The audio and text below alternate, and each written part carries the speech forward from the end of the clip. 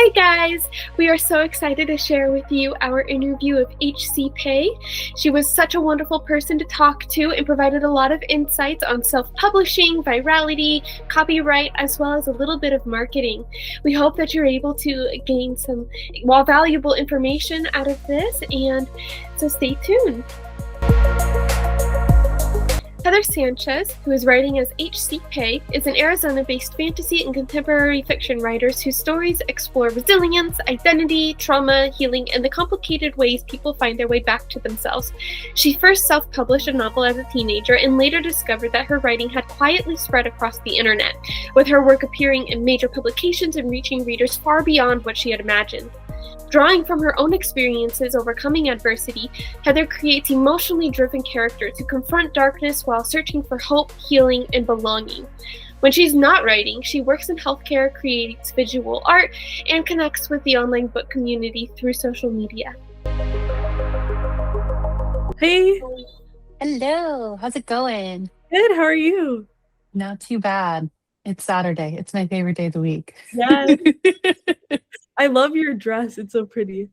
Thank you. I actually got it at it was like a farmer's market thing, and I don't think I'll ever find the vendor again, but it is by far my favorite dress. Oh, awesome. Cute. I really like it. Thanks. Well, we're so excited to have you on. If there's anything we talk about during this interview that either in the moment or after you're like, I don't know if I want that included, feel free to message us or just tell us straight up and we can cut it out. But yeah, we're super excited to speak with you. We're wondering, can you start with just like a basic introduction, including your pronouns, maybe why you're into writing and anything else you feel comfortable sharing? Yeah, definitely. So she, her is my pronouns.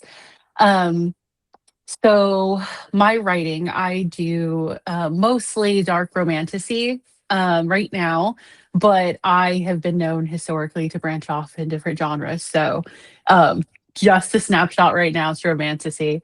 I started writing when I was, I want to say 12 years old was the first time I started writing to publish, but obviously I was writing a little bit more before that too. When I was 12 years old, I wrote a full-length novel, and it was kind of inspired because, in my childhood, it's about to get a little dark, guys, sorry. In my childhood, my family was, kind of in poverty. I grew up really poor, and, my parents were, really vocal about their financial troubles and stuff, and so I think a huge part of me, took that on as a kid. And through writing, I was like, hey, I was 12. I was like, maybe if I do this, if I write this book and I get it published, maybe it'll be not a bestseller, but a means to help out my family. So I started writing with that.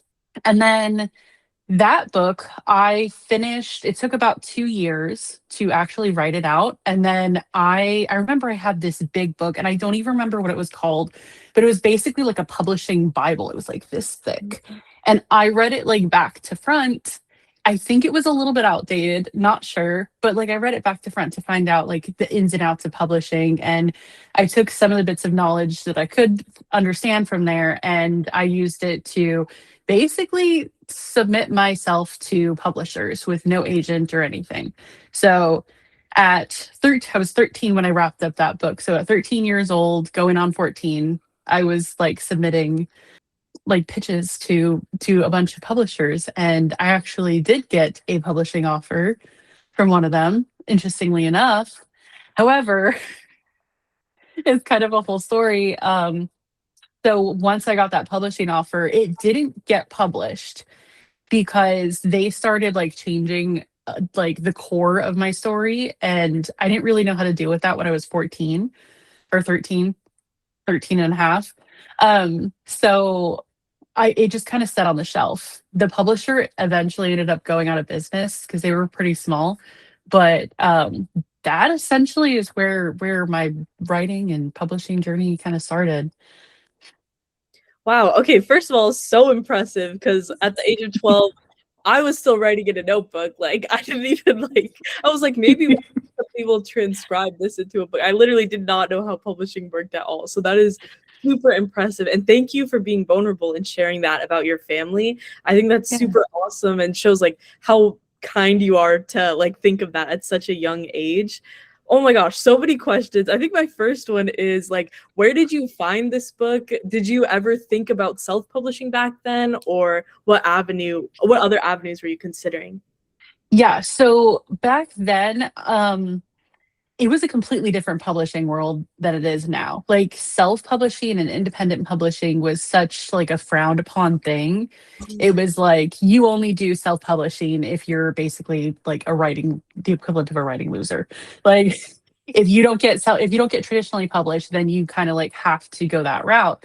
And so there was a lot of stigma around it, and it's not something that I was like really aware of as much at that age. But very quickly after, when I turned 15, because the publishing offer made me like it started like the momentum. Like I can write stories, like they have value in the world. And so when I turned 15, I wrote another novel, and that is the one that I started self-publishing and eventually did self-publish. Um, but it was through like a circle of friends that I had, a circle of writer friends that kind of introduced me to like the self-publishing world and like the fact that you can do that, and that is an avenue.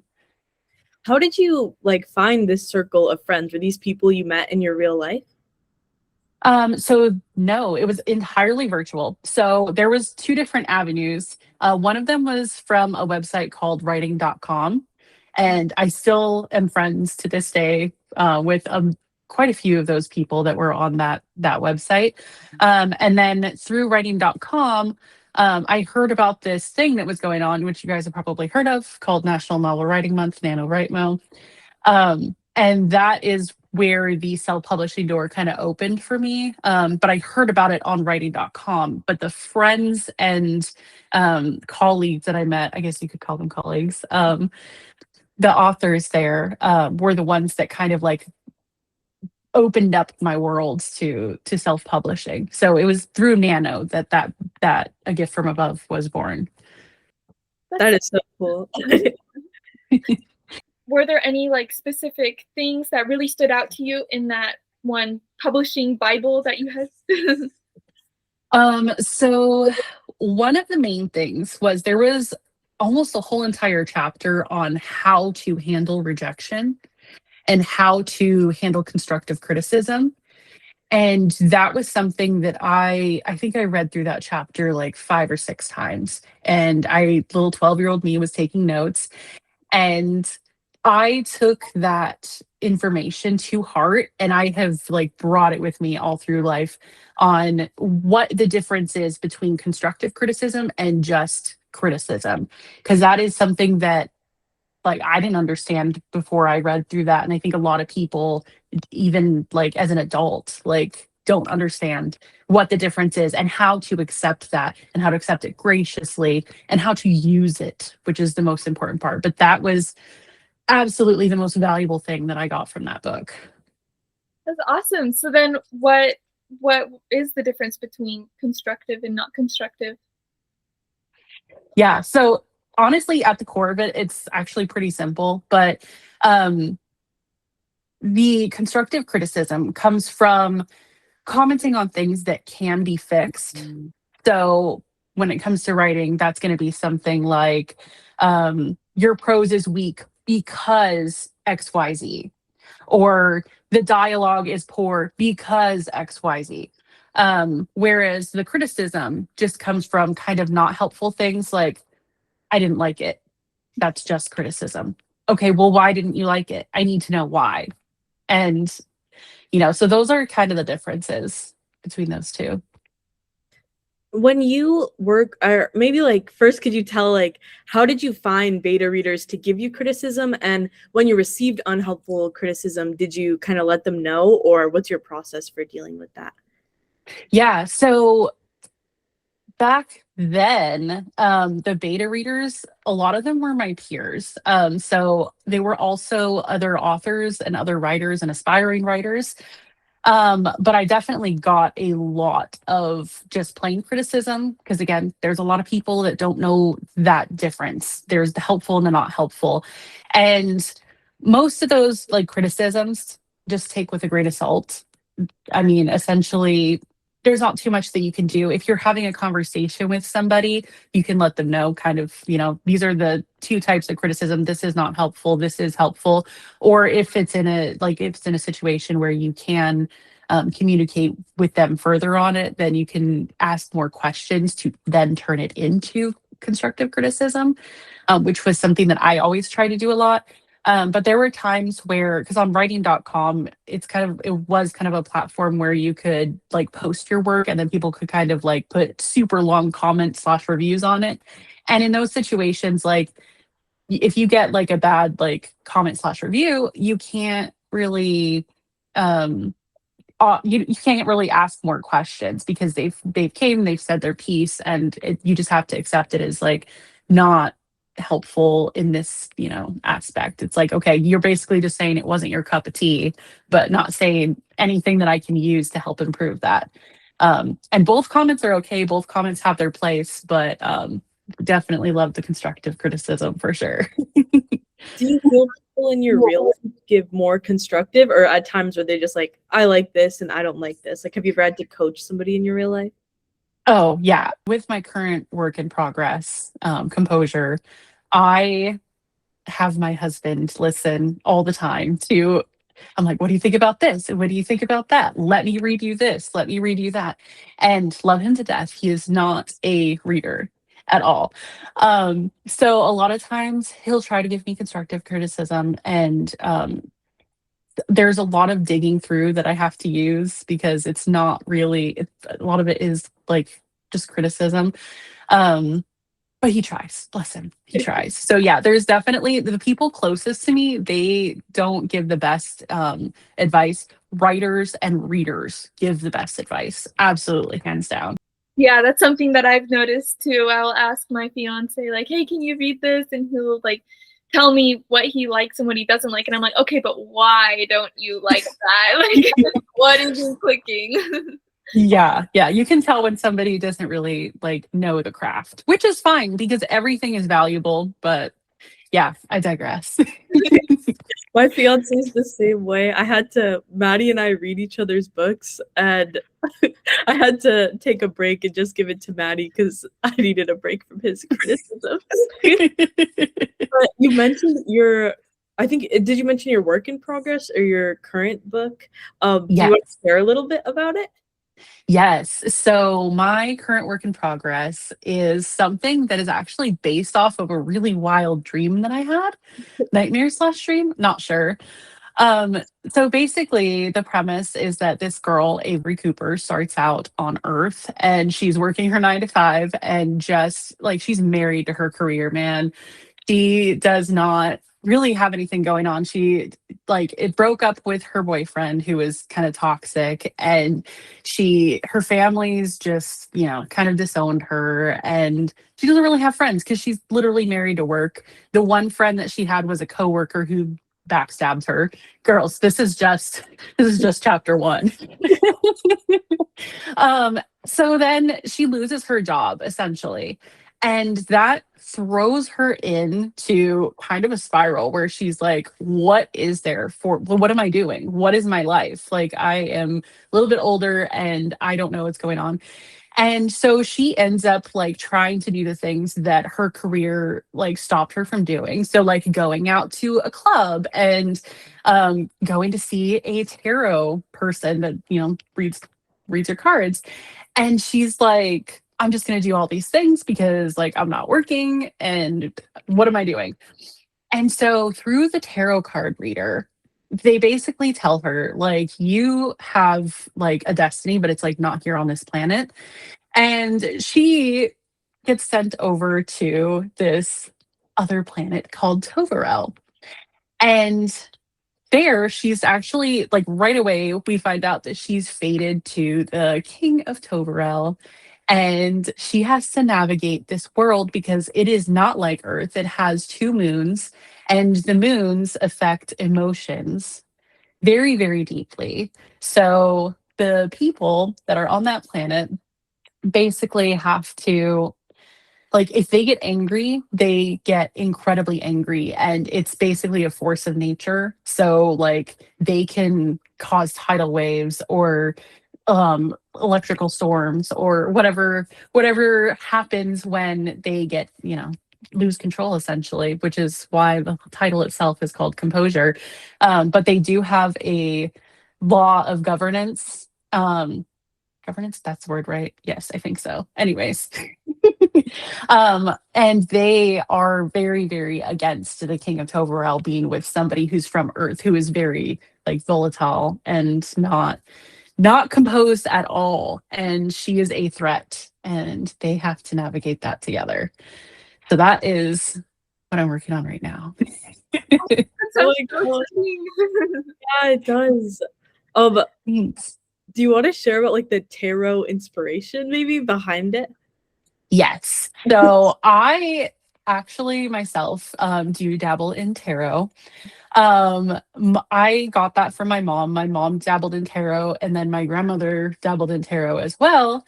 Um, and so I just kind of picked it up from childhood. I put it down for a long time. And then recently, when one of my friends was having a really tough time, I decided to pull the tarot cards out again, very recently, to kind of give her some insight. I don't necessarily believe in like the witchy woo of the tarot unless I'm writing a novel, because obviously that's fun. But in real life, I don't think that tarot predicts the future. I think that it gives people a different way to look at themselves. And I think that that information is so valuable to kind of get out of your head and look at things from a completely different perspective. Um, so yeah, that's kind of where it came from. Little pieces of me here and there. That's so cool. So how do you plan to publish this book? Do you mean like self-publish or traditional? So interestingly, I think with this book, I am going to try to get an agent. I think that this one particularly is very, very marketable. I think the idea behind it is just like, emotions are basically a force of nature. I think that that is kind of a unique spin on on a romantasy genre, honestly. And I haven't seen anything like it before myself as a reader. So I want to try to pitch it to agents. That is the plan, but I have been down the self-publishing road before, and I am not opposed to doing that. And honestly, probably would not cry at the end of the day, because I love having the extra self-control or self-control. I love having the extra control that self-publishing gives me. So yeah, one of the two venues, but we'll see which one branches off. Can you speak a little bit to that self-control? Like, what are you able to control in self-publishing? What are you responsible for? Would you mind sharing that? Absolutely. So one major thing that I think a lot of writers and aspiring writers don't realize going into publishing is, with traditional publishing, you don't really get a say on design. So if your publisher will hire the book cover artist, and you kind of get what you get, unless you negotiate, or your agent negotiates the contract to give you a little bit more of a meaningful say so. Um, the publisher is usually the one that gets the say so when it comes to design, when it comes to layout, um, your entire book creation, the physical formation of it is really in control of by the publisher. So you don't get to do any of that. And then also too, when it comes to editing, you're kind of at the whim of your editor for the final say. Um, Usually when you have your editor, they'll give you like line by line edits, and they'll say, hey, you need to change this, you need to change that, that's not working. And then the actual words do come from you. But as far as what those edits are, that's usually something that kind of, at the end of the day, sits with your publisher too. So those are the two main things, but there's also like a lot of other little caveats as well. So then when you were going to or when you did self-publish, what were some things that came up that you didn't really think about before when you were doing it? So honestly, there was a lot. I learned as I went along, because I when I started writing the book, it was November because National Novel Writing Month, and I didn't know what I was going to do with it. I didn't even know what I was going to write on November 1st. I just started typing away, and I was like, "We're going to figure it out as we go along, guys." And funny enough, it started out as a horror novel, and I was gonna have this like little evil Chucky kid, and it was gonna be a whole thing. And by the time I finished the book, it wasn't a horror by any means. It was actually a middle grade contemporary fiction novel, completely different. Um, but as soon as I finished writing it, I was like, okay, first of all, I wasn't sure that I was even gonna be able to finish writing it. And afterwards, I was like, what now? Like, I have all these words. What do I do with them? And I kind of followed the pack, the NaNoWriMo pack, if you will. Um, and everybody was like, okay, we finished our drafts and now we're going to go edit them. And I was like, okay, cool. I'm going to do the same. And back then, they had like coupons for Create Space where you could get like a physical copy of your book. And so I did like 3 months worth of edits. And then I redeemed that free copy of the book, and then I got to see my book for the first time. But then I also realized, hey, I don't have a book cover. I don't have an editor. I don't have anything. I had to figure it all out.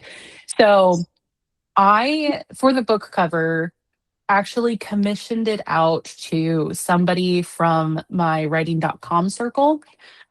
She dabbled with graphic design loosely.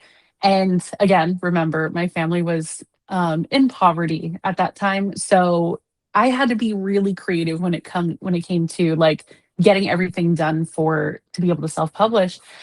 And so I actually they called them gift points. And it was like the currency that they had on writing.com. So I used gift points to pay for that book cover. And that book cover artist was so nice for doing that. But that's how I got my book cover. She basically made it for me, just as a friendly connection, and through gift points. And then as far as editing goes, I actually did not hire an editor. Um, Younger me, or older me rather, is cringing because I think we all know the value of an editor, but also, 15-year-old me did what she could with the resources that she had. I relied heavily on peer reviews and, other people going through it with fine tooth comb, me going through it with a fine tooth comb, and also like learning what I could about how to be an editor. So I had to learn how to put all those hats on. I had to learn, where do we get our cover art from? How do you edit? So essentially, I wasn't just writer, I was then becoming editor, and I was becoming every other aspect. It was all on me. And oh gosh, 15-year-old me was so ambitious. You gotta hand it to her, because she definitely did not understand what limits were, and she ran. um but yeah, I definitely did. I definitely did a lot of the stuff, most of the stuff myself. It's great So that your ambition was just through the roof with that, because it took you into a lot of different places, it seems like. yeah, it really did. How did you go about the legal aspects then? Like copyright, if there was any copyright, or like ISBN numbers and all of that stuff?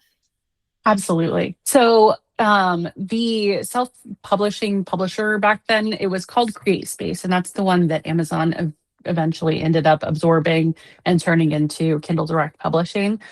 But they like auto assign you an ISBN number. So that part wasn't too hard, thankfully. And to my knowledge, I believe they still offer ISBNs. It's amazing, honestly. Um, but for the legal stuff, so your work, as soon as you create it, is technically copywritten. Obviously, you get a lot more protections if you register it with the Copyright Office. But for me, as an author that was just starting out, I wasn't getting enough traction to where I could see that being a problem at any point, beyond just like the standard. So I did not submit that book for a copyright until I think it was 2023. So at that point, it had been published for 13 years, I believe. It was like 13 years that it was published. And I hadn't submitted it to the Copyright Office. And it was fine. Now, would I recommend that? Probably not. If you're worried about like legal aspect things for your writing, I always recommend getting that copyright because it's so easy. It takes a while, but it's so easy. It's like, I don't know, last time I checked, it was like $60, not ridiculously expensive. And then you just send them a copy of your book. It's not hard. And then you're protected for the rest of your life. But again, finances were low. So it took a little while, but I didn't run into any legal issues at all with it. And, you know, people do have, even if they don't register with the Copyright Office, people do have at least some legal protections for when they publish their book, just by default. That's so interesting to learn. I think I would love to know more about, I know you started writing to publish when you were 12. Like, were there people around you who had published books at all? Or how were you getting exposed to that world other than the book that you read? So there wasn't anything. So my mom wrote like poetry. But other than that, like she didn't publish it. Nobody in the family was into publishing at all. I think it was just I was a really bored kid. I was homeschooled, so that and I was online. And I think one day I was just like we had just gotten internet. We were like deprived until we were like 10 years old, me and my siblings. And finally we got internet and I was like looking online and I was like, I wonder what kind of .coms there are. Oh, hey, look, there's this .com, there's that. I wonder if there's a writing.com. And it just popped up and like I got immersed in that environment and like it just kind of grew from there. But it really was something that I just was like, hey, I see an opportunity here. I do like writing. It's creative. It's cool. I'm making something. And it also like I was a really, really quiet kid. So writing for me back then was um, kind of a way to like make myself feel heard. Like I found out that I was a lot more well spoken through the written word than I was through the verbal word, and something about that just like really solidified within me, really, really young. So. That's awesome. Could you speak a little bit more about to the poetry that your mom did? Like, did that inspire you at all? When did you learn that she did that? Absolutely. So I recall pretty vividly my mom like going through her I think it was like an armoire or something, or maybe it was like an old dresser. I don't know, but she pulled it out of her bedroom and it was her poetry book. And it was just like a beautiful little journal. And she opened it up and she was just reading off some of her poems from that she had written throughout her life. And I was just so into it. And I was like the words are just so beautiful. Like the imagery is so beautiful, and she was reading it to me and my older sister, and I just remembered that moment. And she still writes to this day. She actually has a trilogy, I believe. Yes, it's a trilogy that she is probably going to publish with my help pretty soon here. But yeah, she definitely has supported me through the whole thing. But yeah, her poetry was really, really cool. And I started writing poetry too after that. So I've written poetry through my whole life. Probably won't publish it, but I do post online on Instagram from time to time. So there's that. Would you ever create a book in verse?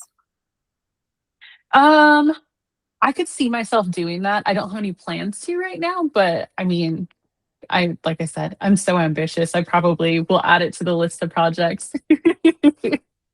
I snooped a little on your Instagram and I actually found like your quotes. I think you have like quotes in your stories on your bio, and you have one that I thought was really well. You have many that I thought was really cool. But you have one: when it rains, it pours, but it's your choice if you drown in it or dance in it. And I was just wondering, like, what inspired that? Where did it come from? Has its meaning changed at all in your life? Like, what does it mean to you?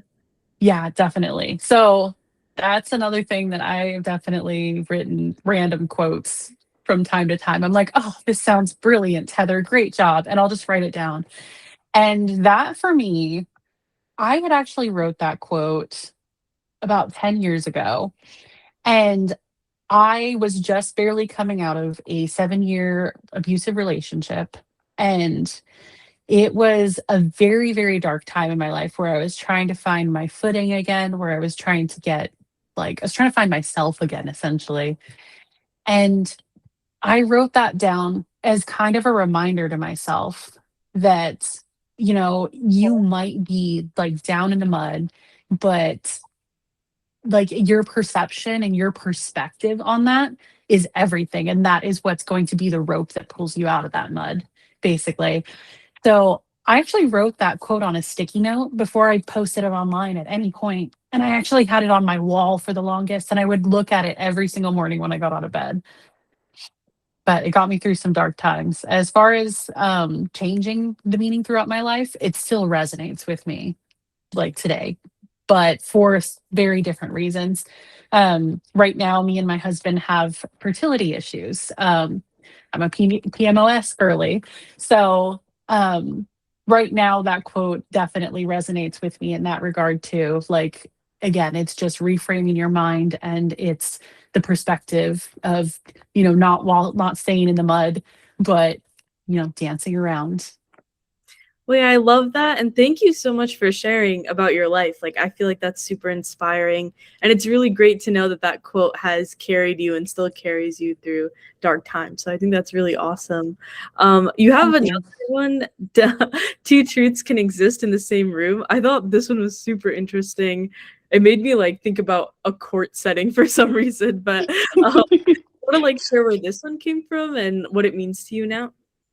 Yeah, definitely. So the two truths can exist in the same room. So there, it was a tough pill to swallow, but there's been many, many times in my life, especially in regards to my day job and my career, where I've had to accept that even though I know very, very deeply that I am right, um, the other person, the opposing person, they definitely did like believe they believed wholeheartedly that they were right too. And at some point I had to stop and think about it, that there are different realities and there's different things that happened to them in their life where they may think that they are right, and to them it may be correct, but you can have a completely different perspective, different experience, and you can still be correct too. So there can be two people in the same room that are both 100% correct and both 100% true. um, and then like that's kind of the end of the story. It's not always this person is right and this person is wrong. It can literally be that two people are correct. And that quote was like a simplification of that idea. And it was something that I had done a lot of thinking about, and a lot of acceptance. I can't say too much about it because it happened at my current employer, but yeah, there was an opposing person, and we had to get along at the end of the day, and we had to figure it out. So yeah. Are these quotes, did they make it into your books? So those quotes particularly did not make it into my book. Um, I will say though, I so from 2009 all the way up until quite recently, my life has been really chaotic. So I kind of took like a novel writing hiatus. Like I didn't stop writing altogether, but just with the intent to publish, I took a hiatus. And in late 2025, I had decided that I was ready to pick up the pen again, and I had a slew of fresh inspiration. So, in some aspects, I had like a writer's block that was like years long, and I didn't understand what was blocking it. But I think it's just because my life was so chaotic at the time. But I was finally like in a really good place in late 2025. And I was like, I wonder, I had gotten married and I changed my last name. And so I was exploring, like, I wonder how much my author name actually had, like, does it have traction? Like, did it, like, how much is attached to that author name? Can I change it? Can I change it to my new married name? Or like, is there value in keeping it the same? And so I Googled my name, my author name, the HC Paye.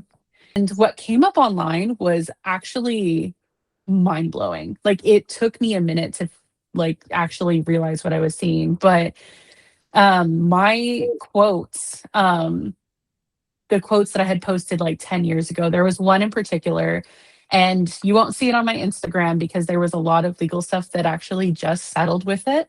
So you guys are hearing about it exclusively. But there was one quote, and it was, I'd rather love a million times and have my heart broken every time than hold a permanently empty heart forever. That quote was actually featured on 17 magazine, Good Housekeeping, BetterHelp, Parade, the Today Show's websites. It was featured like everywhere. People were sharing it. People were sharing my other quotes as well that I had posted from like 10 years ago. And it was relatively recent. It was like 2023, 2024 that those quotes had kind of blown up. So I was just floored because I was like, I am late to the party. I had no idea what was going on. Nobody sent me a notice and was like, hey, by the way, we're featuring your quote, or hey, I'm your friend and I'm sharing your quote. Nobody sent me anything. So here I am, literally the week of Thanksgiving, and I am just Googling and looking through everything, and I'm like, BetterHelp shared my quote. My author name is like right there on the website with like all these other really famous authors like Oscar Wilde. And I was like, this is insane. So I literally found out that my quotes went viral in November without me knowing. So I wasn't able to change my author name, though we kept it with the maiden name because of that. That is so cool. Like, so how did that happen? Do you know? Like, or did all these magazines just like stumble upon it? I mean, essentially they did stumble upon it, but what happened was on Goodreads, back when they first launched their like quotes system, I decided to just make up some quotes kind of on the spot. And like I pulled some of them from like my notebook too, but I didn't have many. Most of them I just made up on the spot. But you could like pin them to your author profile. And I was like, cool, we need some more content. Let's just add it. Why not? I added it there, and that is where they got it from. Oh my God. So they basically like somebody pulled it from Goodreads, and people posted it, like just regular people posted it on social media, and the magazines got a hold of it somehow. I'm not sure where they got it from, but I mean at that point it had already been circulating on social media for like a decade. So first it started out with the people. I had to follow the paper trail. It was a whole thing. But started out on Goodreads, then people took it to social media, took it to Facebook, Instagram, X. Those were the only three places I think I saw it. And then from there, the magazines kind of took it over in 2023, 2024. So 2024 is when it had its real big moment, but I didn't find out till 2025. That's so wild. Like, I can't even imagine what that must have been like for you, just happening upon that and looking it up, and like, wow, that's just wow. Yeah, it got crazier too, because through finding all that out, all of my excitement very quickly kind of went away, because I was like, now we have a problem. So these quotes were not copywritten, obviously, because I just posted them willy-nilly, didn't think anything of it. But a major retailer, and I can't say which one, but a major retailer that basically has a bunch of other vendors that sells like household products. Um, they took my quote and my author name and they posted it on like some clip art with like clip art background, and they made it into a canvas, and they were selling it for $600 a pop What? without my knowledge, without my permission, which is absolutely like a copyright violation. Because again, like I said, this is how I found out. You don't have to have a copy, like an official copyright with the Copyright Office.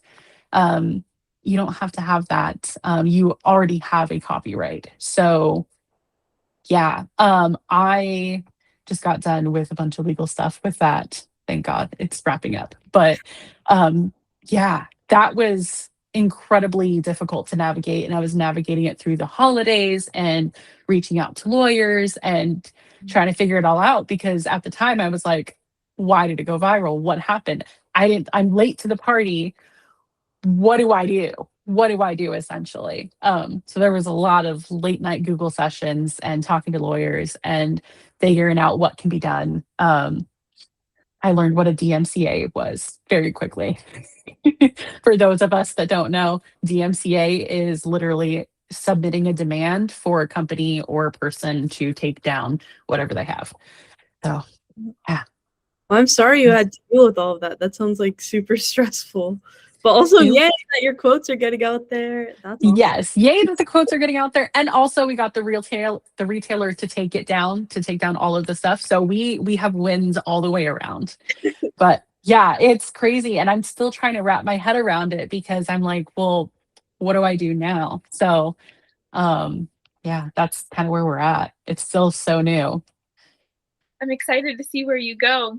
I was wondering, do you have any advice or yeah, I guess basically just advice for other people who maybe aren't aware of like what they need to do to protect themselves, and if that were to happen to them, like what might you have to say about that? Yeah, definitely. So, I found out a lot of things. Basically, if you're going to be posting a quote, if it starts getting legs and it starts getting posted everywhere, I would copyright right away. And it's not because it will protect you. I would say it's not because you're not protected the other way around, because you're still protected even if you don't register with the Copyright Office. It's just now, if you're going to sue somebody for using your work, if you register for the copyright, then you can actually get monetary damage. You can start suing for monetary damage at that point. Whereas the other way around, you're probably going to get the similar scenario to what I got, which is they took it down. So definitely, I would say, I think a lot of people are worried about it. A lot of people are like, what happens if somebody starts using my stuff? Um, and at the end of the day, your work is implied to have that copyright. As long as you have proof of where you posted it, I would say always retain that. That is the number one most important thing. I was really lucky because my quote, when I posted it on Goodreads, had the timestamp and the date stamp. And I was able to save that. So whenever you introduce work into the world, always like copy. You can use it's called waybackmachine.com if it's a website, and it basically freezes that web page in that moment in time. And they use it for like, and if you have to go to court or anything like that, they'll use that so that if somebody tries to take it down later or say, oh no, it wasn't there, you have it there. So, and then again, this was a decade after I originally posted it. I originally posted it in 2010, that quote. So, there's websites all the time that shut down. So you want to make sure that you have that copy. So going forward, one of my practices that have changed is if I post a quote, I immediately screenshot it, save it in a folder. I have a folder on my desktop for just like legal images and things like that, for everything that I post. That's such good advice. I think that a lot of people will take a lot of information from that and start doing the same thing. Yeah, absolutely. So you also mentioned that you work full time, I believe, currently. find the time to balance between writing and then keeping your online writing presence and doing a full-time job? Yes, it is a juggling act for sure. It's so hard. Especially because my day job is really mentally taxing. So there's a lot of days where I get off work and I'm just like, I have no brain cells left. Like I can't do it. Um, so a lot of the times my writing schedule is a little sporadic, a little bit more sporadic than I would want it to be. But I end up doing a lot of my writing on the weekends. So my Saturday fun day and my Sunday fun day usually look like sitting down and writing, and I will sit and I'll write for literally hours. I will also do my content for social media on the weekends, and I'm not the best. I try. I think a lot of us are like that. We're not as consistent as we want to be. I would love to be more consistent, but I just don't have time to always post like every 5 minutes. So I do a lot of reshares. I do a lot of support for the other authors that are in my circle. So I'll share their content, interact with their content throughout the week. But then on the weekends is when I'll actually make like reels and content, and then I will pre-schedule it out for the whole week so that it looks like I'm on there a little bit more than I am. But yeah, pre-scheduling things out has been a game changer. So if people are not aware of that, I definitely highly recommend it because it saved so much time. I was like drowning before that. How long does it take you to create content so that you can schedule beforehand? It really depends. Sometimes I will get stuck in perfectionism and I will be working on the same reel for hours. And then at some point, I have to remind myself, like, it's okay. Like, 5 people are probably going to watch it and it's not a big deal, and just post it and go with it. Um, but I definitely get stuck. So it depends. But I would definitely say I spend like a good part of my afternoon working on it. So, I mean, I would say like 5 hours just for real creation. And that's sitting down, editing. Sometimes I'll film throughout the week and then put it together on the weekend, but all of the production stuff happens pretty much exclusively on the weekends. Um, but then that doesn't include like comments and all that too. So I have no idea how much time I spend doing that. I'm on social media way too much. Do you find yourself using things like Canva or CapCut or anything like that? What kind of things do you use to help you? Yeah, so Canva and CapCut are like my like savior, my number one tools I use. But I also do art as well. So I use Procreate on my tablet quite a bit to make like some of the backgrounds and stuff for my work. There's like some character art for my current work in progress too. And so I've done some of that as well. So yeah, pretty much those 3 tools. I can't really think of anything else that I use. I'm always in CapCut. Sometimes I'll use Instagram edits, but CapCut's where it's at. You mentioned having this love for writing since you were so young, and you mentioned that the world has changed as well. Like, was it hard for you to kind of get into the author persona, like get into doing Canva and like all these editing things, or was it something that came very naturally to you? Um, I think for me, I've always been somebody that's really like tech savvy. So before I got into writing, I was like recoloring old family photos, like black and white photos, and like playing around with Photoshop and whatnot. So like transitioning into like using the tools, and I was already making slideshows and stuff, and it's not that much different. So I feel like I was kind of like predisposed to have the skills that I needed to succeed. I feel like it wasn't that bad. It wasn't a huge thing for me, and I kind of just like learned as I went along. I've been posting on social media for years, so I've just kind of like adapted as it's grown. Do you have any advice for those who are just starting to do this and are getting a little overwhelmed, maybe don't know how to work like Photoshop and all that stuff? Yeah, definitely. Keep it simple. Keep it simple. Don't do too many tools at once. The fastest way to hit burnout and to put the proverbial pen down is to introduce too many tools and too many things at once. At the end of the day, when it comes to marketing and social media, people just want to see people. They don't want to see extravagant edits or the trendy, words that flash across the screen. They want to hear people talk. They want to see what people are doing. My content that I've posted about books, about my books, and where I'm just drawing on about books, nobody cares about that. It's a very rare day that those videos do well. The videos that do the best, like one of my top videos was when I went to a concert and I was just shaking hands with the musician Aronkai. And then my second top video was when I was doing an unboxing for the mattress for my bed. So those videos were very unedited and very like effortless. So try to be as effortless as you can, especially when you're just starting out. Those are the ones that people are going to appreciate. They just want to see you in your life doing what you do, and that's kind of it. And then, throw in a book title every once in a while. You seem super knowledgeable about social media and navigating it. And between that and writing, like I was wondering, did you ever take formal classes in writing or social media at any point in your life, or was it more self-taught? It's all entirely self-taught. I've not taken any writing classes other than my college 101 and 102 classes.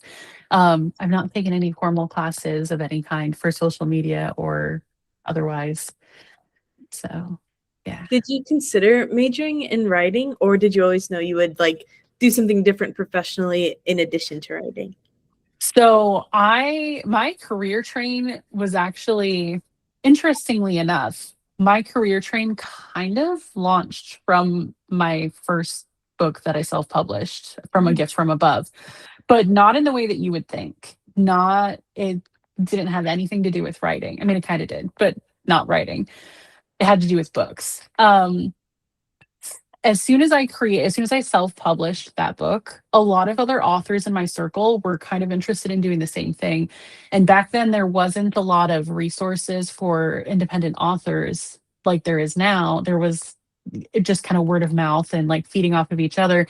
So I saw a need for people to get book covers and for people to get like formatting, like how is it all done, how is the self-publishing process done. And so I opened up a business. Back then it was called Spirit Cat Designs. Now it has been renamed to Heather Celeste Studios. But basically I was a one-stop shop for people who wanted to self-publish. So I taught myself how to do graphic design, and I offered graphic design services to make book covers for authors. I did the interior formatting to get it ready for print and for ebooks. I helped show people like this is the website you can use. This is a different direction you can go. So I was basically consulting, and I was literally 16 years old at that point. So, but that side career I've had since then, which has now mostly, I haven't really done book covers. I kind of put that part of the business to rest. But that launched into my photography, which I still do now, to this day. So yeah, it's definitely inspired all that. I think I trailed off a little bit. So if I didn't answer your question, let me know. No, those I was wondering, did you notice that you were having to bring up the same types of websites or the same exact websites as you were consulting that you'd want to share? Yeah, pretty much. So back then it was CreateSpace, which is now Kindle Direct Publishing. But there was a lot of the websites that I used back then have either rebranded or kind of went out of business. But the main website was, the actual publishing platform itself, the Kindle Direct Publishing. And then there was another competitor which has gone out of business since then because obviously, Amazon. But I would give them the option, like, you can do this one, you can do that one, or you can do this traditionally, through this avenue. So I would advise them and let them know every step of the way what they could do. But as far as the tools go, I didn't really get into marketing with them or anything like that. It was strictly just, this is where you can upload your book. This is where you can go to print marketing materials. This is where you could go to do this and that. So a lot of those tools have changed. I haven't really looked into like the new versions of them as much because I'm just not at that stage in my own writing at this point. But yeah. Nice. You might not know the answer to this, and that's okay. But I was wondering, what do you think about the KDP quality? I think it's great. I think that for the price that they're charging, it's the best all around. Obviously, you're not going to get like the publisher grade quality when it comes to like the sprayed edges and everything like that. You're not going to get that from Kindle Direct Publishing. But if it's your first book or even like your fifth book, it's totally fine. It's very, very well rounded. Especially because they have like a newer one that they just launched. It's like a newer page. I forget what they call it. It's like brown burrow or burlap or something. I don't freaking know. Something like that. They just launched it not that long ago, and it's like a cheaper alternative because the pages usually are like really, really thick, like abnormally thick, and this new one is like a lot thinner, and so it saves a lot of money, which is really nice because then that gives you more flexibility as far as how much money you earn and how much money you're charging everybody else too. So I think it's great. That's super awesome. Yeah, it's really cool to learn about that. So thank you so much for your time. And we were wondering maybe if you could conclude on like what advice do you wish you could go back in time and give 12-year-old you, or what encouragement would you give you or somebody in your position? Yes, definitely. So what advice? Gosh, where to start? So definitely taking more time, I think. The whole entire publishing process for A Gift from Above was about a 6-month time span from writing it to editing it and getting everything going. And if there had been more time, I would have been able to do a proper marketing launch. I would have been able to book with more book signings. I would have been able to spend more time editing. And all of that kind of showed at the end of the quality of the book. Which is why I'm actually going to be coming out with an author's edition. So it's going to have, it's the exact same book, but it's going to have all of the upgrades and basically just being able to do it the right way this time. That's supposed to be coming out later this fall, which I'm really excited for. But I would definitely take my time because I was excited, not faulting my old self for it, but I was excited. I was eager. I was just kind of, YOLO, we'll figure it out type of deal. And it showed in the quality. And I definitely, looking back now, I'm not as, I don't want to say I'm not proud of it. I am very proud of it. It was my first work and it really got me like set off a lot of different things in my life, in writing, outside of writing, but it could have been better. It definitely could have been better if I would have taken just a little bit more time and care with it. Those are such wise words. I feel the same way, honestly, about my first book. I was like, yeah, why isn't this selling out like everywhere? But so yeah, again, just thank you so much for your time. We really, really appreciate it. You rock. Thank you so much. You guys have a good rest of your Saturday. You too. Enjoy your writing day. I will. Thank you. Bye. Bye. And that's a wrap on our HC Paye interview. We first want to thank Heather for taking the time to be able to come talk to us and for all of her valuable insights. We also want to thank you guys, our valuable listeners and viewers, for staying tuned and keeping up to date with us. We would absolutely love it if you could show your support by liking, commenting, and subscribing. Make sure that you're following us and connecting with us on social media. And stay tuned for our next interview next week. Bye!